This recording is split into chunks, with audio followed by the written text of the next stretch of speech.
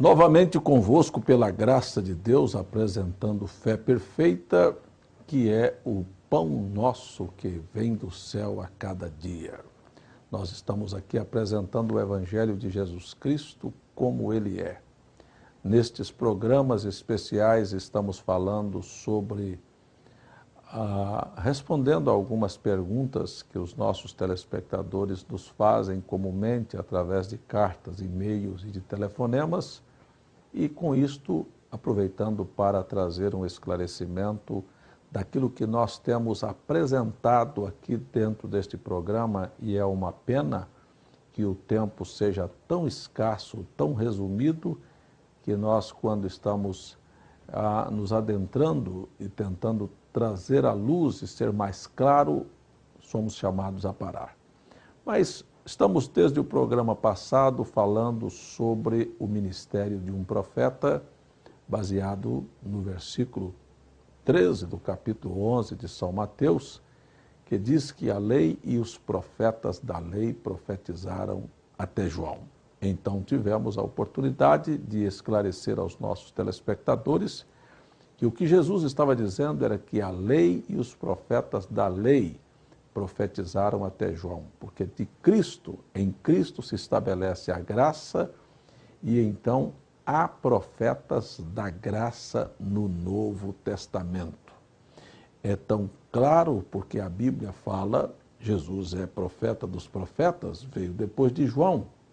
E também a Bíblia nos mostra sobre o ministério de um profeta chamado Ágabo, que profetizou uma seca na Galileia, e este Ágabo foi usado para profetizar sobre a morte e o sofrimento de Paulo em Jerusalém. Todos nós conhecemos isto, então isto é bem depois de João.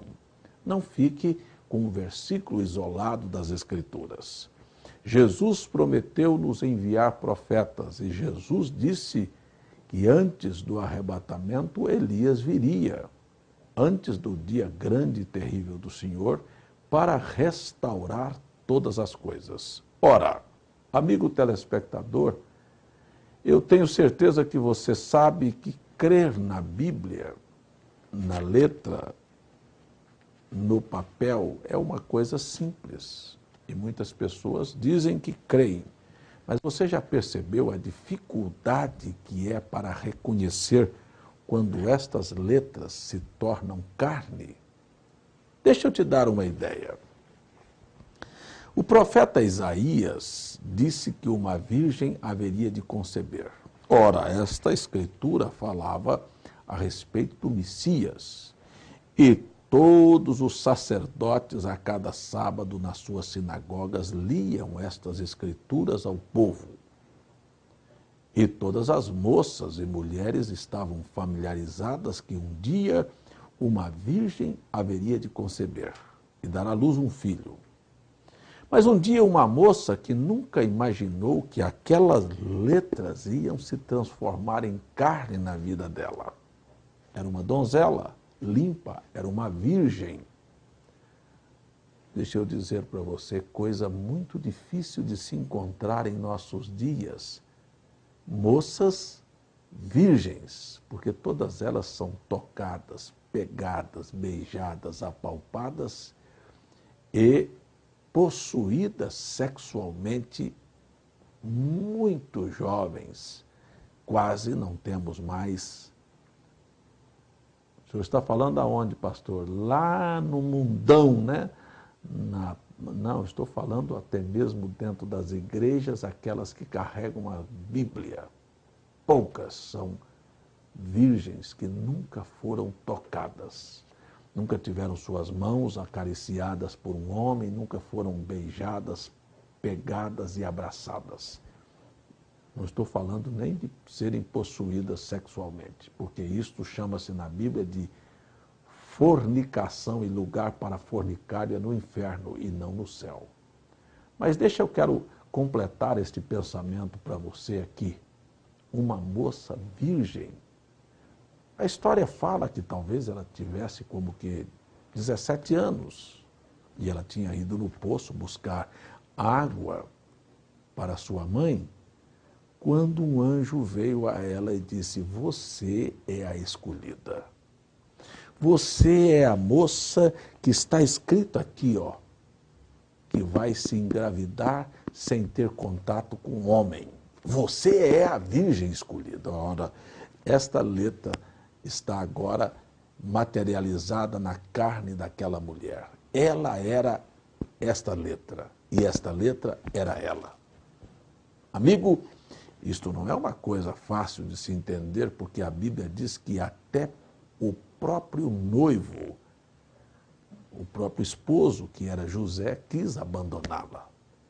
Você não pode imaginar quanta perseguição e dificuldade ela teve que enfrentar por causa deste fato. Primeiro, nós conhecemos a história que José era um homem já velho, viúvo, e agora ia se casar com esta moça, e a moça aparece gestante. Então a primeira suspeita foi: ela está se casando com aquele velho para tapar o buraco, ele vai acobertá-la porque ela ficou virgem e ela, diante da lei, deveria ser apedrejada. O menino que nasceu mais tarde, leia São João capítulo 8, eles vão dizer na cara dele: nós não somos filhos de prostituição. Isto é o que eles pensavam a respeito de Cristo. Não era prostituição, era a letra que se havia tornado carne. Quem era ele? Era o grande Jeová. Mas Jeová, na forma de um ser humano, chorando na estrebaria, brincando como crianças, trabalhando na carpintaria. Jeová agora sendo batizado por um profeta do Velho Testamento.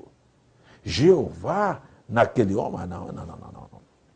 Quando a letra se torna carne, é difícil de ser reconhecida. Prestem atenção a isto. É simples e fácil olhar as Escrituras e ver que está escrito: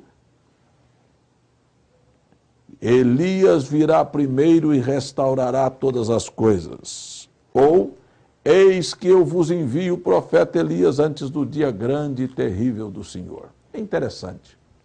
Eu cheguei na Paraíba em 1980 e conheci um pregador da igreja adventista que se chamava Elias.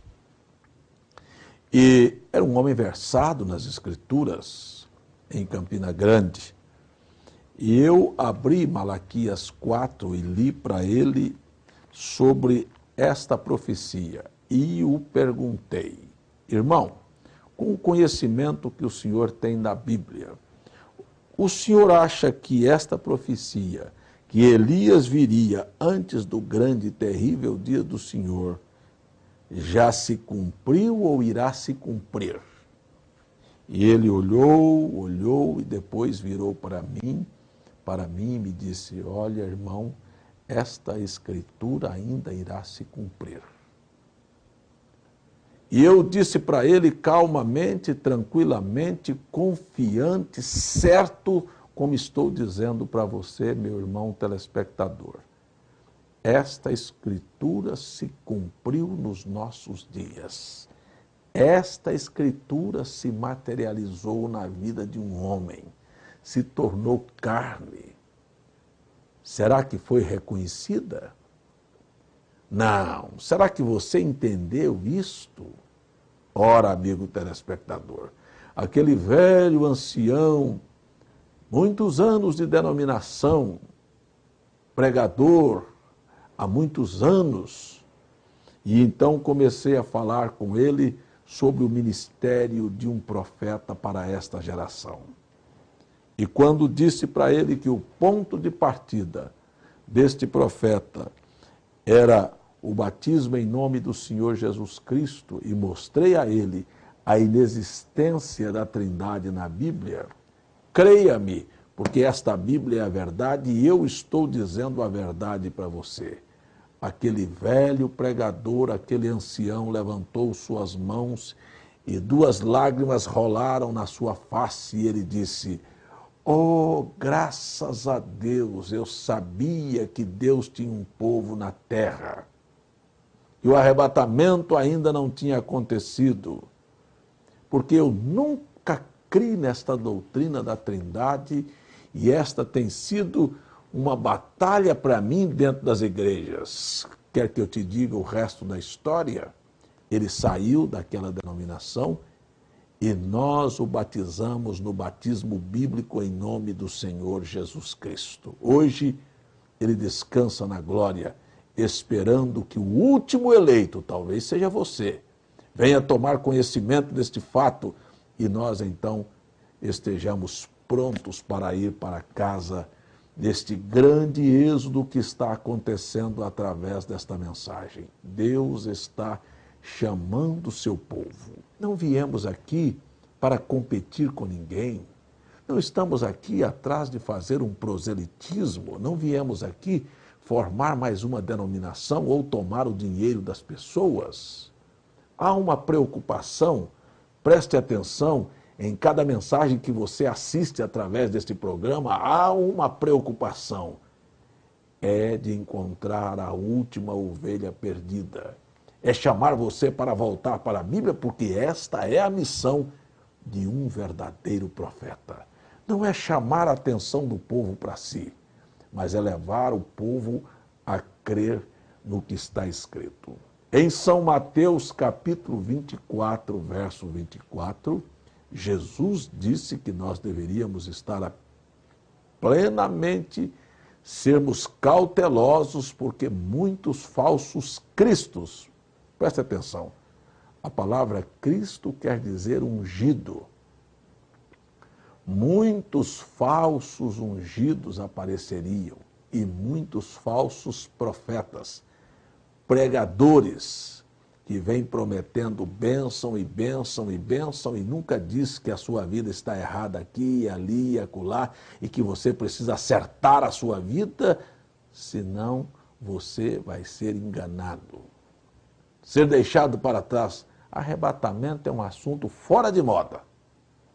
Não está em pauta.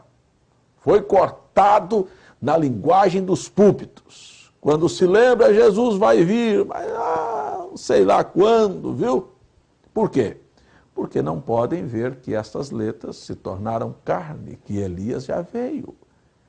Que esta mensagem que está entrando na sua casa tem uma finalidade: esclarecer você, restaurar a sua fé, mostrar a você que você precisa, para ser herdeiro dos céus e da terra, ter o nome do Senhor na sua vida.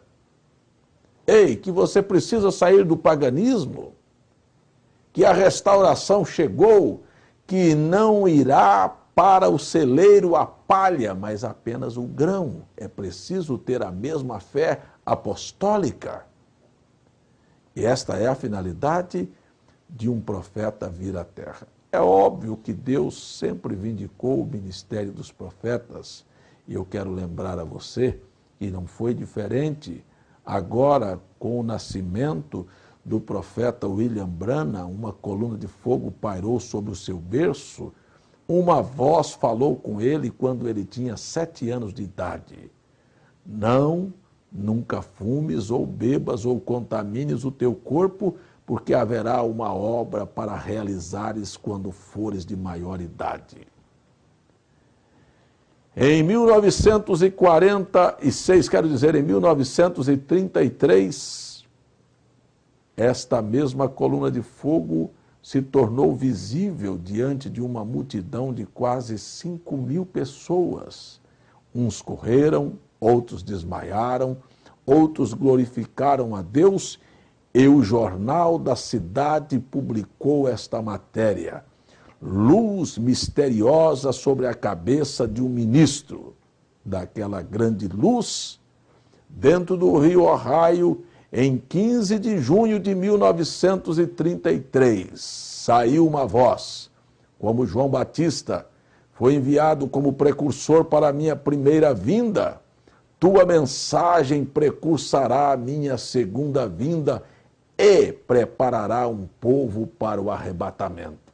Agora, alguns dias depois, no mesmo ano de 1933, uma série de visões fora dada a este jovem pregador de 24 anos que era a materialização de Malaquias capítulo 4, versos 5 e 6, que era o cumprimento destas escrituras palpável, agora não em letras, mas em carne humana. E ele viu Mussolini invadindo a Etiópia e desaparecendo misteriosamente. Ele viu um austríaco por nome Adolf Hitler arrastar o mundo para a Segunda Grande Guerra Mundial. Você se lembra que a Segunda Guerra começou em 1939 e em 1933, 6 anos antes do acontecimento, Deus mostrou isto àquele homem. Mas será que o Pentágono, será que os grandes estrategistas e generais dos Estados Unidos aceitariam isto como sendo de Deus? Ora, o que identifica um profeta é o cumprimento de suas profecias. E o fato é que Mussolini invadiu a Etiópia, desapareceu. Que Hitler apareceu em cena e arrastou o mundo para uma segunda guerra. Ele falou sobre a evolução da ciência depois da guerra. Olhe, você sabe do que estou dizendo. Ele falou sobre a decadência moral da mulher. Será que eu preciso falar para você e dizer a você como isto aconteceu? Aconteceu da maneira que está escrito e profetizado aqui na Bíblia. Aconteceu que Israel se apostatou. Quem era Israel? Um povo que havia sido chamado de uma nação pagã para servir a Deus em liberdade aqui numa terra que Deus lhes deu.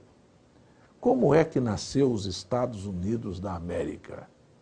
Eles saíram da Inglaterra, cruzaram o canal e vieram e se estabeleceram naquelas terras americanas para adorar a Deus em liberdade. Mas quando Israel se apostatou, apareceu um Acabe e uma Jezabel. Ora, amigo, quando os Estados Unidos também chegou a uma decadência em que teve o seu primeiro presidente católico eleito nos Estados Unidos, estou me referindo na década de 60, John Kennedy, o primeiro presidente católico americano, era o mesmo quadro, como apareceu um Acabe casado com uma Jezabel, que haveria de ser morto por uma flecha. Como foi que morreu Kennedy? E sua esposa, comida por cães. E como foi que morreu a esposa do ex-presidente Kennedy? Da mesma maneira, Jezabel se pintou e se preparou para morrer debaixo da arma de Jeú. Amigo, você sabe o que aconteceu? Ela também se preparou para enfrentar a morte e o câncer estava comendo da mesma maneira que os cães haveriam de comer Jezabel. Mas quem foi Jezabel? Foi aquela que liberou o falso ensinamento dentro de Israel a ponto de não haver mais adoradores, pensava Elias, que tinha ficado só. Mataram os profetas e derribaram os altares. E Jezabel, o que fez? Qual foi o papel da Jezabel moderna nos nossos dias? Quando foi que Acabe e Jezabel apareceram em cena? Quando Elias estava em cena. Quando foi que apareceu Kennedy e Jaqueline? Quando Deus enviou um profeta cumprindo Malaquias 4. Elias estava lá para presenciar este fato e ver uma mulher se levantar numa nação e encabeçar o movimento feminista no mundo. Para onde o movimento feminista arrastou as mulheres? Para a moral. Transformaram-nas, este movimento, em mulheres moralistas, não, em mães solteiras.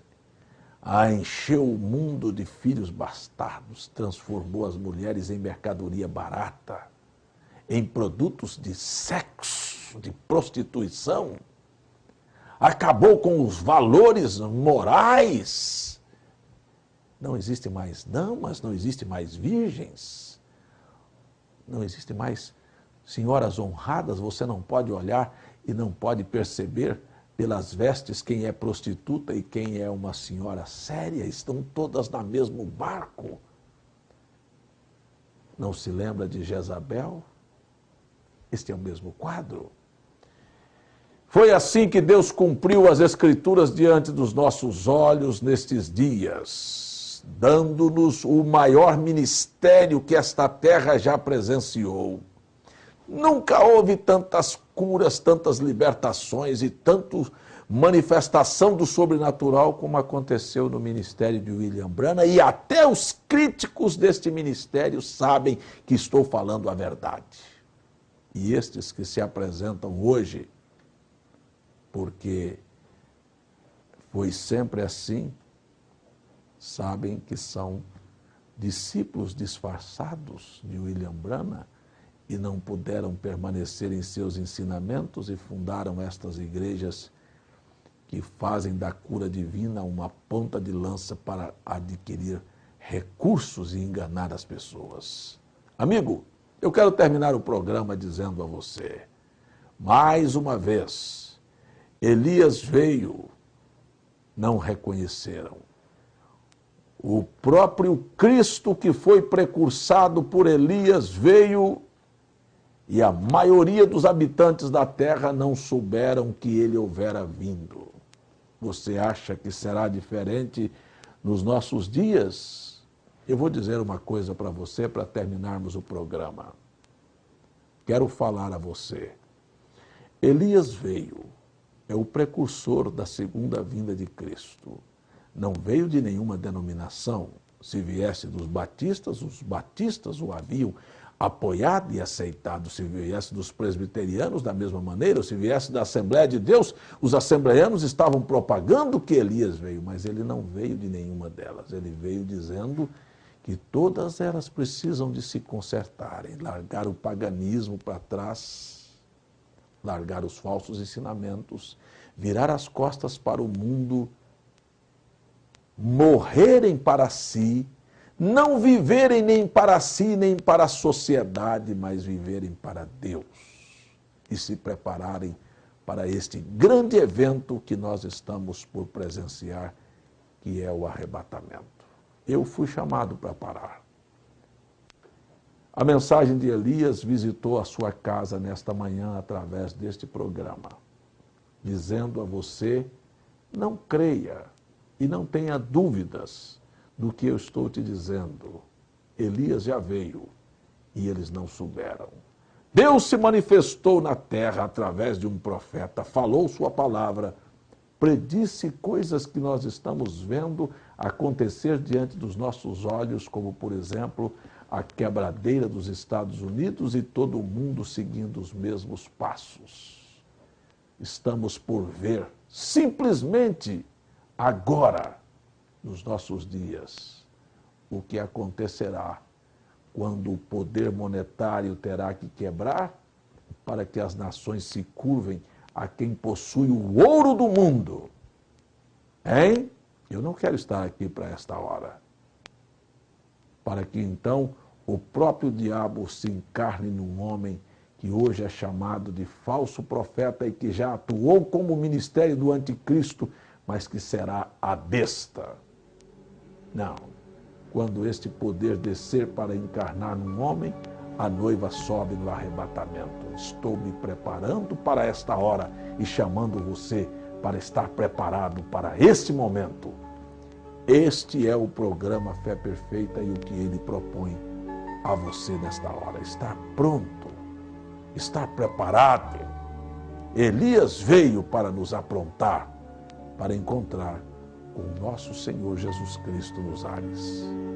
Eu quero convidar você agora para fechar os olhos e, se você não está pronto, ainda neste ano, eu gostaria de batizar aqueles que não foram batizados no batismo correto. Ainda este ano há tempo para você deixar este ano velho para trás com denominações e ensinamentos e preceitos e sair nesta grande chamada, neste grande êxodo que está acontecendo através desta mensagem.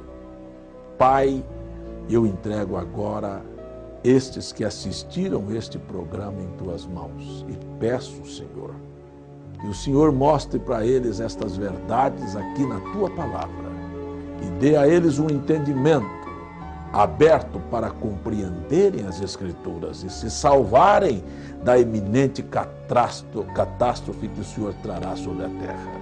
Oro pelas famílias, pelos lares, pelas vidas que sejam organizadas no poder do nome de Jesus Cristo e libertas para a Tua glória, Senhor. Amém e amém.